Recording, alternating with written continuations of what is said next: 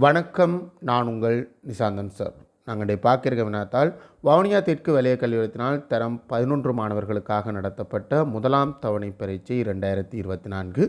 இந்த வினாத்தால் இந்த பகுதி 2இல் 4வது வினாவாக வந்த ஒருங்கமை சமன்பாடு தீர்த்தல் தொடர்பான வினாவை தெளிவாக விளக்கமாக பார்க்க இருக்கிறோம். நீங்கள் இன்னும் இந்த குறித்த வினாவை செய்து பார்க்கலன்னா கீழே டிஸ்கிரிப்ஷன் பகுதியில் லிங்க் இருக்கும் பிள்ளைகள். வினாத்தால் சில மாற்றங்கள் செஞ்சுருக்கிறேன். அந்த மாற்றத்தோட கடைசியாக இந்த வீடியோ எல்லா வகுப்பு அந்த எல்லா வினாத்தாள்களும் விளங்கப்படுத்தப்பட்ட பிறகு கீழே டிஸ்கிரிப்ஷன் பகுதியில் லிங்க் போடுவேன். அதுக்கு முன்னுக்கே உங்களுக்கு வினாத்தாள் வேணும் அப்படின்னு சொன்னால் பகுதி 1A இந்த வீடியோவில் எப்போதுமே அப்படி தான் வீடியோ முழுமையாகின பிறகு தான் டிஸ்கிரிப்ஷன் கிளியர் பண்ணுவேன். அதுக்கு முன்னுக்கே உங்களுக்கு வீடியோ வேணும்னா முதலாவது வீடியோ பகுதி 1A இந்த வீடியோவில் கட்டாயம் வினாத்தாள் இருக்கும். வினாத்தாளை தரவிறக்கம் செய்து பார்த்துட்டு வீடியோக்குள்ளே வாங்கோ, கட்டாயம் பிரயோஜனமாக இருக்கும். உங்களுக்கு எத்தனை புள்ளி கிடைக்குது அப்படின்றத மறக்காமல் கமெண்ட் பாக்ஸில் பதிவிடுங்க. பதிவிடும்போது உங்களோட பெயர், நீங்கள் எங்கேருந்து பார்க்குறீங்க அப்படின்றதோட எந்த வழியான எனது மாணவன், என்னுடைய யூடியூப் வழியில் மட்டும்தான் கல்வி கேட்கிற மாணவனா, இல்லை என்னோடது நேரடி வகுப்பு மாணவனா, இல்லை ஜூம் கிளாஸில் கல்வி கேட்கின்ற மாணவனா, அல்லது எனது பாடசாலை மாணவனா அப்படின்றத தெளிவாக கமெண்ட் பாக்ஸில் பதிவிடுங்க. அப்படி பதிவிடும்போது தான் நீங்கள் யார் பார்க்குறீங்க, எந்தெந்த விதத்தில் என்னுடைய வீடியோ பயனுள்ளதாக இருக்குது அப்படின்றத நான் தெரிஞ்சு கொள்ளக்கூடியதாக இருக்கும். இந்த வீடியோ பயனுள்ளதாக இருந்தால் கட்டாயம் உங்களோட நண்பர்களோட நீங்கள் இந்த வீடியோக்களை பகிர்ந்து கொள்ளணும். சில மாணவர்களுக்கு இவ்வாறும் கல்வியை தொடரலாம் அப்படின்றது தெரியாமலே இருக்குது. அந்த அடிப்படையில் இந்த விடயங்களை நீங்கள் உங்களோட நண்பர்களோடையும் பகிர்ந்து கொள்ளணும். பகிர்ந்து கொள்ளும்போது அவைகளுக்கும் ஜூம் கிளாஸ் தொடர்பான விவரத்தையும் நீங்கள் தெளிவுபடுத்துங்க. எனது இந்த வீடியோ எனது ஜூம் மூலமான கணித வகுப்பு இந்த ரெக்கார்டிங் நீங்களோ இல்லை உங்களோட தம்பி தங்கைகளோ ஜூம் மூலமான கணித வகுப்புகளுக்கு அணிந்து கொள்கிறேன்டா தாராளமாக அணிந்து கொள்ளலாம். இதன் மூலம் மட்டுமே எனக்கு ஒரு வருமானம் கிடைக்கும் அப்படின்றதையும் தெளிவாக புரிஞ்சு கொள்ளுங்க. இந்த ஜூம் கிளாஸில் கலந்து கொள்கிற பிள்ளைகளுக்காக எடுக்கப்பட்ட வீடியோவை தான் யூடியூப் வழியாக மட்டும் கல்வி கற்றுக்கொண்டிருக்க மாணவர்களுக்காகவும் பகிர்ந்து கொள்ளக்கூடியதாக இருக்குது. அந்த அடிப்படையில் நீங்களும் எனது ஜூம் மூலமான வகுப்புகளில் இணைந்து கொள்ள விரும்பினால் தாராளமாக அணிந்து கொள்ளலாம். இதன் மூலம் எனக்கு ஒரு வருமானம் கிடைக்கும். அதே நேரம் உங்களுக்கு தெளிவான புரிதலோடு கணிதத்தை கற்றுக்கொள்ளக்கூடியதாக இருக்கும். இந்த வீடியோ பிடிச்சிருந்தால் கட்டாயம் அது தொடர்பான கருத்துக்களையும் கமெண்ட் பாக்ஸில் பதிவிடுங்க. சரி, வாங்குவோம், கேள்விக்குள்ளே போவோம். சமன்பாடை கவனமாக உருவாக்கணும். ஸோ அதுக்கு எடுகோள்களை கவனமாக எடுத்தீங்களா தான் சரி. கேள்வியை வாசிக்கும் போதுவே தேவையான தரவுகளுக்கு கீழே கோடு போட்டு வச்சு கொண்டு போவோம். ரவி தனது பிறந்த நாளுக்கு பாடசாலை நூலகத்திற்கு கணித பயிற்சி புத்தகங்களும் விஞ்ஞான பயிற்சி புத்தகங்களுமாக 36 புத்தகங்களை வாங்கினார். கணித பயிற்சி புத்தகம் ஒன்றின் விலை ரூபாய் 250, விஞ்ஞான பயிற்சி புத்தகம் ஒன்றின் விலை ரூபாய் 200 ஆகும். புத்தகங்களை வாங்குவதற்கு செலவழித்த மொத்த பணம் ரூபாய் 8200. அப்போ இதில் ஒரு தரவு இதில் மொத்த பணம் கட்டாயம் ஒரு தரவு, ஒரு சமன்பாடை உருவாக்குறதுக்கு வரப்போகுது. அதை விட வேறு ஏதாவது எனக்கு சமன்பாடு இருக்குண்டா இருக்குது. பயிற்சி புத்தகங்களுமாக மொத்தம் 36 புத்தகங்களை வாங்கினார்ன்றது 2. சார், அதில் 250 ரூபா 200 ரூபா இருக்குண்டா அதெல்லாம் அந்த மொத்த விலை, மொத்த பெறுமதி ரூபாய் 8200க்கான அந்த சமன்பாட்டுக்குள்ளே தான் அவைகளும் தாக்கம் செலுத்துறீங்க. கணித பயிற்சி புத்தகங்களின் எண்ணிக்கை எக்ஸ் எனவும் விஞ்ஞான பயிற்சி புத்தகங்களின் எண்ணிக்கையை y எனவும் கொண்டு ஒருங்கமை சமன்பாட்டு ஜோடியை உருவாக்குக. வினா இலக்கம் 4. இந்த கேள்வியை நாங்கள் செய்கிறதுக்கு பிள்ளைகள் எடுகோள் நீங்கள் எப்படியும் எடுக்கலாம். எடுகோள்களை கிடையாக எடுங்க. புத்தகத்தில் அப்படி இல்லை, இப்படி ஒன்றுக்கு கீழே ஒன்று இருக்கிற மாதிரி தான் இருக்குது. எடுகோள்களை கிடையாக எடுத்து பாருங்களோ, உங்களுக்கு கட்டாயம் பெரிய அளவில் இந்த கேள்வி செய்கிறதுக்கு உங்களுக்கு ஈஸியாக இருக்குது. ரைட், இதில் என்ன எடுகோள் சொல்லியிருக்கு? கணித பயிற்சி புத்தகங்கள் இந்த எண்ணிக்கை, ஒரு கணித பயிற்சி புத்தகங்கள் இந்த எண்ணிக்கை எக்ஸ் என்றும் விஞ்ஞான பயிற்சி புத்தகங்கள் இந்த எண்ணிக்கை y என்றும் எடுத்துக்கொள்கிறோம். ஒரு கணித பயிற்சி புத்தகம் ஒன்று இந்த விலை 250 ரூபா, அது வேறு கதை. விலை இந்த முறை தெரியா கணியம் இல்லை, எண்ணிக்கை தான் தெரியா கணியம். விஞ்ஞான பயிற்சி புத்தகம் ஒன்று இந்த விலை 200 ரூபா. ரைட், இதில் 2 சமன்பாடு. ஒன்று மொத்த பயிற்சி புத்தகங்கள் 36. மொத்தம்ன்றது என்ன? கணித பயிற்சி புத்தகங்கள் இந்த எண்ணிக்கையையும் விஞ்ஞான பயிற்சி புத்தகங்கள் இந்த எண்ணிக்கையையும் கூட்டினா எனக்கு 36 வந்திருக்கணும். அப்போ முதலாவது சமன்பாடு ரெடி. எக்ஸக y சமன் 36, சமன்பாடு 1. ரைட், ரெண்டாவது மொத்த பெறுமதி என்ன? கணித பயிற்சி புத்தகங்கள் வாங்குறதுக்கான மொத்த பெறுமதி எவ்வளவு? உதாரணத்துக்கு 3 கணித பயிற்சி புத்தகம் தான் வாங்கியிருக்கேன் வையன். ஒரு உதாரணத்துக்கு 3 பயிற்சி புத்தகம் தான் வாங்கியிருந்தா கணித பயிற்சி புத்தகங்களுக்காக மொத்தமாக எவ்வளவு செலவாயிருக்கும்? 750 ரூபா, அப்படி தானே? 3 தர அப்போ இப்போ யோசி, அப்போ எக்ஸ் எண்ணிக்கையிலான புத்தகம் மூன்று பயிற்சி புத்தகம்னா 3 ஆள பெருக்கிறோம். அப்போ எக்ஸ் எண்ணிக்கையிலான கணித பயிற்சி புத்தகங்கள் வாங்கினா எத்தனை ஆள பெருக்கணும்? எக்ஸ் ஆள பெருக்கணும். அப்போ 250 எக்ஸ் ஆள பெருக்கினா என்னன்றா வரும்? 250 எக்ஸ். அதே மாதிரி விஞ்ஞான பயிற்சி புத்தகம் ஒன்றுந்த விலை 200 ரூபா. அப்போ வை எண்ணிக்கையிலான விஞ்ஞான பயிற்சி புத்தகம் வாங்குறோம்டா, விஞ்ஞான பயிற்சி புத்தகங்களுக்காக செலவழித்த மொத்த பணம் 200 ரூபாய். அப்போ விஞ்ஞான பயிற்சி புத்தகம் கணித பயிற்சி புத்தகங்களுக்காக செலவழித்த மொத்த பணம் ரெண்டையும் சேர்த்து தான் இருக்கு. அப்போ கூட்டினா எனக்கு என்ன வரணும்? ரூபா 8200 விட வரும். 8000.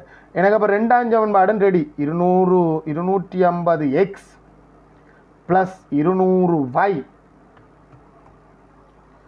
சமன் 8200 எனக்கு 2ஆம் சமன்பாடும் ரெடி. ஆனால் இந்த சமன்பாடை இப்படியே வச்சுக்கொண்டு செய்யலாம். பிழையில் எக்ஸையோ வையோ சமனாக்கி சமனானால இல்லாமாக்கி ஒரு எளிய சமன்பாடு உருவாக்கி இப்படியே வச்சுக்கொண்டு செய்யலாம். ஆனால் நான் இப்படி செய்ய மாட்டேன்டா. நீயும் செய்யாத, கொஞ்சம் ஈஸியாக்கு. என்ன செய்வோம்? இந்த சமன்பாடை கொஞ்சம் இல்லை எக்கச்சக்கமாக சின்னனாக்கலாம். 3 உறுப்பையும் எப்படி நாங்கள் பெருக்கிறோமோ அதே மாதிரி பிரிக்கவும் முடியும். சமன்பாடை சின்ன சமன்பாடாக்கு. பெரிய சமன்பாடாக இருந்தால் யோசிக்கிறதுலேருந்து எல்லாமே கஷ்டம். சின்னனாக்குறேன்னா என்ன செய்வோம்? எத்தனையால் பிரிக்கலாம்? ஒரு சைவர் வெட்டலாம், 10ஆல் பிரிக்கலாம், அதை விட 5ஆலையும் வெட்டலாம். ஸோ ஒட்டு மொத்தமாக எல்லா உறுப்பையும் 50ஆல் வகு, உனக்கு ஒரு சின்ன சமன்பாடு கிடைக்கும். அப்போ உனக்கு கேள்வி செய்கிறதுக்கு சும்மா இருக்கும். 50ஆல் வெட்டினா சைவர் வெட்டுப்படும், 25 வெட்டினா 5 முறையண்டு வரும். இங்கே சைவர் வெட்டுப்பட்டு 50ஆல் வெட்டு 4 முறையண்டு வரும்.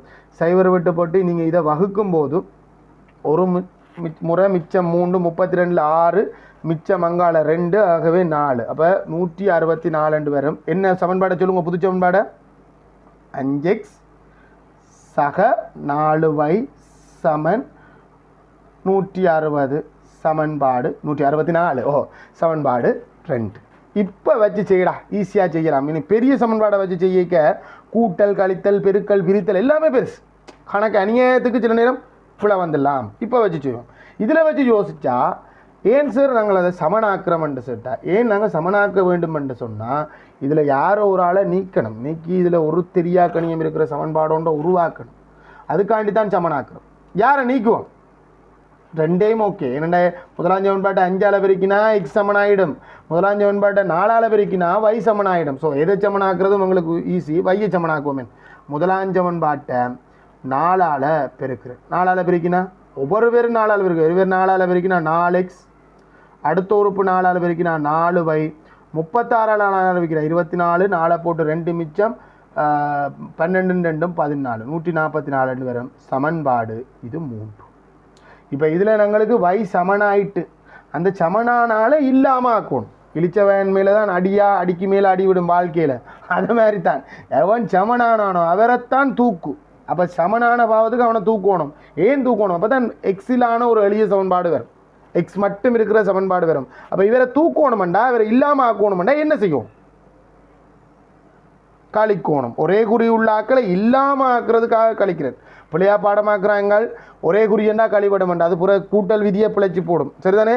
ஒரே குறி உள்ள ஆக்களை இல்லாமல் ஆக்குறதுக்கு கழிக்கணுமெண்டே பெரிய சமன்பாட்டிலேருந்து சின்ன சமன்பாட்டை கழிக்கிறேன். 2ஆம் சமன்பாட்டிலேருந்து 3ஆம் சமன்பாட்டை கழிக்கிறேன். 5xலேருந்து 4x போனால் நேராக கழிச்சே போடும் ஒரு எக்ஸ். 4yலேருந்து 4y போனால் 0. 164லேருந்து 144 போனால் 20. ஸோ எக்ஸ் சமன் 20. எக்ஸ் சமன் 20 என சமன்பாடு ஒன்று தான் ஈஸி. பிரதியிட 20 சக y சமன் 36. ஸோ y சமன் 36 சய 20, y சமன் 16. ஆகவே x சமன் 20, y சமன் 16 விடையலாது. எங்களுக்கு என்ன எக்ஸ்ன்றது என்ன? கணித புத்தகங்கள் எண்ணிக்கை. கணித புத்தகம் 20, விஞ்ஞான புத்தகம் 16. நீ ஒருக்கா வாய்ப்பு பார்க்குறேன்டா இந்த அமௌண்ட்டோட ஒருக்கா செக் பண்ணி பார்த்தா அது சரியென்று வரும். நான் செக் பண்ணி பார்க்கல, நீ சரியென்று பார். அமௌண்ட் நம்பக்கூடிய மாதிரி வந்துட்டு ஓமெண்ட்டு சொல்லிட்டேன். ரைட். ஆகவே கணித புத்தகங்களின் எண்ணிக்கை 20, விஞ்ஞான புத்தகங்களின் எண்ணிக்கை 16 ஆகும். அது முக்கியமடா. விடைக்கு கேட்ட கேள்விக்கு விடை சமர்ப்பிக்கிறது ரொம்ப முக்கியம். சமன்பாடுகளை உருவாக்கி அதனை தீர்த்து பயிற்சி புத்தகங்களின் எண்ணிக்கை தனித்தனியே காண்க. பயிற்சி புத்தகங்கள் இப்போ இதில் எங்கே இப்போ ரோமன் லக்கன் 2 கேள்வி துவங்குதுண்டா சமன்பாடு உருவாக்குறதுக்கு பின்னால் இந்த இடத்துலேருந்து ரோமன் லக்கன் 2 கேள்வி துவங்கு. சமன்பாடை உருவாக்கி தீர்க்கிறது வந்து 2ஆம் கேள்வி இதில் துவங்குது, இங்கே முடியுது. சொல்லணே ஜெனியா கடைசியில் விட சமர்ப்பிக்க வேணும். ரைட் தானே? பி பகுதிக்கு போகும்டா. பி பகுதி வந்தோம்டா அது ஒரு அட்சரகணித பின்ன கூட்டல். ஆனால் ஒரு சின்ன வித்தியாசம் இருக்குது, நாங்கள் அதை கணக்கூட பார்ப்போம். பி பகுதி கேள்வி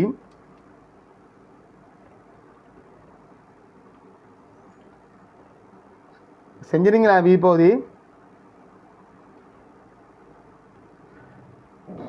2x கீழ் x வர்க்கம் சய உண்டு, சரி சய 4 x வர்க்கம் சய 4 சக 1 கீழ் 2 சய x. இதுதான் கேள்வி. 2 சய x. இதுதான் கேள்வி. இது என்ன கேள்வி? எந்த பாடம்?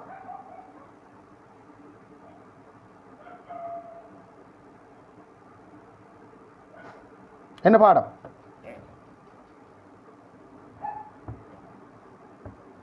சரி என்ன கேள்வி? பயப்படாம கதை கதைக்க வேணும். அட்சரகணித பின்னம். அட்சரகணித பின்ன கூட்டல். ரைட். இப்போ சாதாரண பின்ன கூட்டலுக்கும் ஓகே பிறந்தன். சரி, அட்சரகணித பின்ன கூட்டல் தரம் 10 11 நாங்கள் அட்சரகணித பின்ன பெருக்கல் விரித்தல் படித்தோம், அது வரையில். இது தரம் 10 அட்சரகணித பின்னம் வந்திருக்கு. சரி சொல்லடா. அட்சரகணித பின்னத்தில்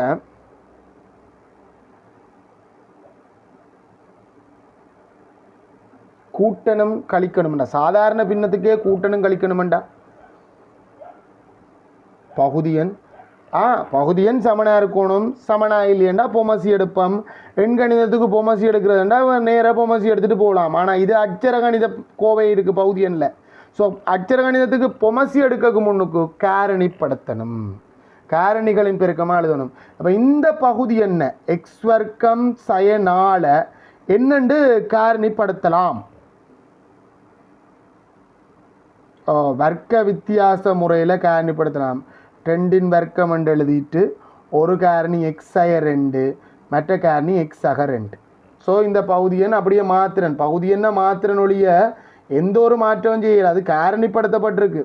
அப்புறம் பகுதியன் மாறி இருக்கண்டிட்டு தொகுதி என்ன மாற்றணும்னு நினைக்கிறீங்களே, பகுதி என்ன காரணிப்படுத்தி போட்டிருக்கு. ரைட். இந்த 2வது ஆளை வந்து என்னால் காரணிப்படுத்த முடியாது. பொது எடுத்தலோ வர்க்க வித்தியாசமோ 3 பெருவடி கோவையோ ஒன்றுமே இல்லை. 2வது ஆளை என்னால் காரணிப்படுத்த முடியாது. 2 சய எக்ஸ் தான் வேறு. ஆனால் ஒரு சின்ன விஷயம் என்னென்னா, காரணிப்படுத்தி நான் பொமசி எடுக்கும்போது இருக்கிற எல்லா காரணிகளும் பெறணும். இதில் எக்ஸய 2 ஒரு காரணி இருக்குது. இங்கே 2 சய எக்ஸ் மாறி சொல்லிட்டேன்னா, இது 2 எக்ஸய 2 சய எக்ஸ் வேறு வேறு காரணியாக இருக்கே. இந்த 2ம் ஒரே காரணி தான். என்ன சார் ஒன்று விளங்கல. இப்போ எக்ஸுக்கு பதிலாக நீங்கள் 5 போடுங்க. 2 சய ஒரு குறி தான் வித்தியாசம். ஒரு சயண்ட குறி தான் வித்தியாசம். எக்ஸுக்கு பதிலாக நாங்கள் 5 போட்டோம்டா 5 சய 2 இது 3 விடைய தரும். 2 சய எக்ஸ் என்ன தருமண்டா 2லேருந்து 5 கழிச்சா சய 3 விட வரும். நீ வேறு மாறி போடணும். ஏன்னா நீங்கள் பெரிய நம்பர் போட சரியாக வருது சார். மறையில் நேரில் சின்ன நம்பர் போடண்டா. 2 விட சின்ன 1 போடுங்க. எக்ஸ் சய 1 எக்ஸுக்கு பதிலாக நான் 1 போட்டேன்டா. 1 சய 2 சய 1 இந்த விட வந்தால் அந்த விட நேர் 1 தரும். 2 சய எக்ஸ் 2லேருந்து 1 போனால் 1 வரும். ஸோ வெறும் ஒரு குறி தான் வித்தியாசம். அப்போ இந்த ஒரு குறியை நான் என்ன செய்யலாம்னா பொது எடுத்து விட்டார் இந்த காரணியை அந்த காரணியை மாற்றிடலாம். அப்போ நாம் இதை எழுதக்கு முன்னுக்கே நாங்கள் என்ன செய்யலாம்டா, இதில் எழுதக்கு முன்னுக்கே அந்த சயவை வந்து பொது எடுக்கலாம். அதை ஐடியாவாக விளங்கினா தான் செய்யலாமா. அந்த சயவை வந்து நாங்கள் என்ன செய்யலாம், பொது எடுக்கலாம். மறைய பொது எடுத்தால் சக 2 சய 2 மாறும். சய எக்ஸ் சக எக்ஸாக மாறும். உறுப்புகளை முன்னுக்கு பின்னுக்கு மாற்றினா தான் ஒரே காரணி மாதிரி வரும். இது ஒரு நேரன், இது ஒரு மறையன். ஸோ மறைய நேரால் வகுத்தால் இந்த முன்னுக்கு இருக்கிற ப்ளஸ் என்ற குறி மாறும். மைனஸால் பெருக்கும்போது அது கழித்தலாக மாறும். சில பிள்ளைகள் இதை நேரடியாகவே இதை போடும். இல்லை பகுதியில் நீங்கள் வேணும்டா இது கூட்டலாகவே இருந்துட்டு போடும். ஏன் கிடைச்சல் இது கூட்டலாகவே இருந்துட்டு போடும். ஒரு நேரெண்ண மறையெண்ணால் வகுத்தா ஒரு நாளும் பகுதி எண்ணனை நாங்கள் குறிய வச்சுக்கொள்றையில் அந்த மறை மேலே போயிடும். இல்லை இந்த கூட்டலையே நீங்கள் மறையாக மாற்றி விட்றதுனாலும் ஓகே. இப்போ பகுதியன் பொமசி போட போகிறோம். இருக்கிற எல்லா காரணிகளும் பெறணும் உயர்வலுவோட. ஆகவே எனக்கு எக்ஸய 2ன்றது ஒரு காரணி, எக்ஸ் சக 2ன்றது ஒரு காரணி. இது பகுதியன் மாறையில், அதனாடி தொகுதியன் மாறாது. இது பகுதியன் மாறி இருக்குது சய உண்டு. இது எதால் பெருக்கப்பட்டிருக்குன்னா எக்ஸ் சக 2 காரணி எக்ஸ்ட்ராவாக பெருக்கப்பட்டிருக்கு. ஸோ தொகுதி எண்ணையும் பெருக்கணும். பிரக்கெட்டுடைய கேட்க இந்த சகவும் இந்த சயவும் பெருக்கப்பட்டு சய உண்டால் பெருக்கணும். 2x கீழே அந்த பகுதியன் அதே தாண்டா எக்ஸய 2 எக்ஸ் சக 2. அப்புறம் இதை பிரக்கெட் உடைக்கிறீங்களா அது காரணிகளின் பெருக்கமாகவே தான் இருக்கும். சய உண்டால் பெருக்கினா சய ஒரு எக்ஸ் சய 2 வரும். அந்த உள்ளே இருக்கிற 2 பேருமே குறி மாறுவியம். உள்ளே சுருக்கும் போது எங்களுக்கு என்ன வர போகுது, சய ஒரு எக்ஸ் 2 பேரும் வேறு வேறு குறி சேர்க்கும்போது கழிவட்டால் ஒரு எக்ஸ் 2 வரும். 1 2 எக்ஸை 2 வரும்.